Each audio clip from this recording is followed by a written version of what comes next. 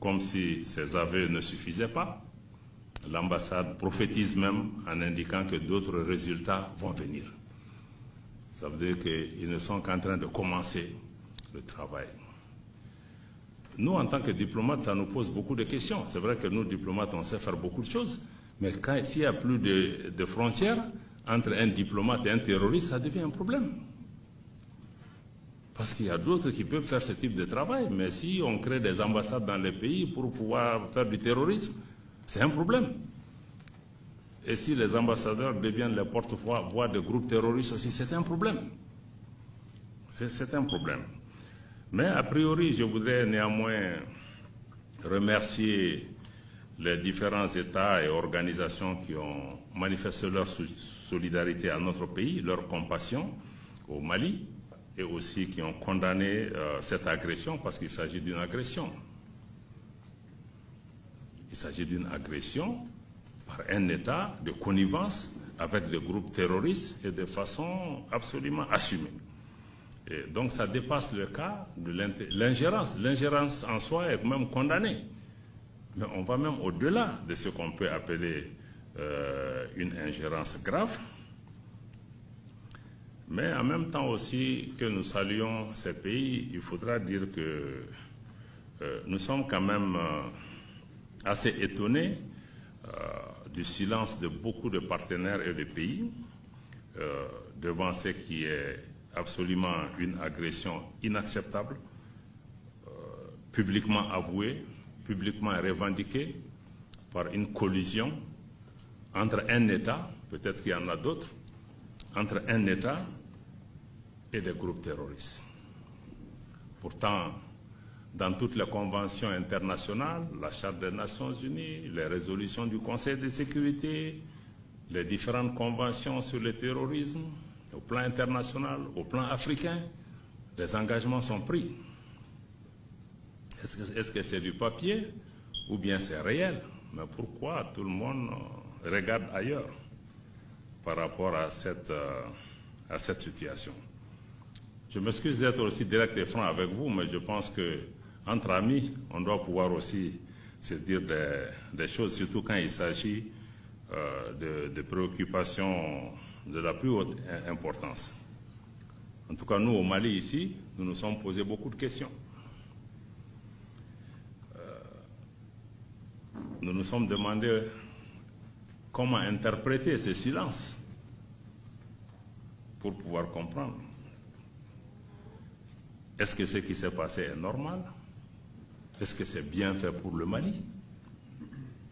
Pour les Maliens? Est-ce que c'est bien que les gens soient tués de cette façon? Que les gens se coalisent? Ils viennent faire ce qu'ils ont fait, même si vous n'êtes pas d'accord avec la position de l'État malien. Pourtant, ce sont les mêmes, beaucoup en tout cas de pays autour de cette table qui réclament être des champions des droits de l'homme et de tout ce qu'il y a. Quand il y a le moindre petit incident, les gens se fendent de communiqués, de déclarations et de tout ce qu'il y a. Mais ça, c'est même souvent des allégations, mais ça, c'est quelque chose qui a été revendiqué par un État qui n'a pas nié ce qui a été fait. Et après, quand on a dénoncé ces questions, on nous dit qu'il faut qu'on apporte la preuve. C'est quand même curieux que ceux qui ont commis des actes, qui ont revendiqué ces actes, pas une fois, deux fois, et qui viennent nous dire qu'il faut qu'on amène les preuves de ce qu'eux-mêmes ils ont déclaré. On peut se poser de sérieuses questions par rapport à ce qui se passe dans ce pays. Ont-ils besoin de preuves par rapport à ce qu'ils ont dit? Est-ce que les officiels ukrainiens qui ont pris cette décision ont été démentis par leur gouvernement? Ont-ils été sanctionnés? C'est nous qui devons apporter la preuve de ce qu'ils savent déjà et de ce qu'ils ont déclaré assumé. C'est quand même une reculade importante. Au-delà des pays qui sont représentés ici aussi, on peut s'interroger même par rapport aux différentes réactions au plan international. Nous savons que quand il y a ce type de situation, souvent, le Conseil de sécurité et d'autres instances se réunissent toujours. Des réunions extraordinaires sont convoquées.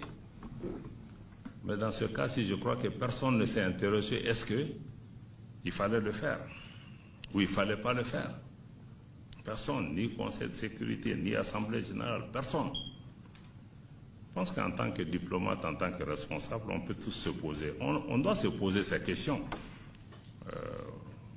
Parce qu'elles sont essentielles. Parce qu'au moment où nous sommes assis jusqu'à présent, je crois que ni le Conseil de sécurité, ni personne, ni même communiqué de solidarité, de compassion ou de condamnation, zéro. Est-ce que nos organisations même fonctionnent désormais ou savent où se trouvent leurs priorités par rapport à ces questions? C'est ce que je voulais vraiment indiquer par rapport à cette situation en particulier, mais en rappelant que ceci ne nous détournera pas de notre objectif. Parce que nous savons que ce qui s'est passé, nous avons compris. Nous savons l'objectif et la cible, c'est quoi? Parce que les gens veulent briser la dynamique qui est en cours dans nos pays, la dynamique qui est en cours au niveau de l'AES, en utilisant des méthodes perfides pour arriver à certains types de résultats. Mais notre pays va s'organiser et se défendra. Le Burkina, le Niger, nous nous défendrons. Parce que nous savons ce qui est en cause et nos pays prévaudront. Parce que nous savons que ça, ce sont des structures qui sont même instrumentalisées. Il y a des jeux beaucoup plus importants. On n'est pas dupes. On veut nous amener dans un écran de fumée. Mais nous avons compris que l'écran de fumée qu'on nous présente, ce n'est pas ça le problème. La réalité est derrière cet écran de fumée. Vous le savez, nous le savons.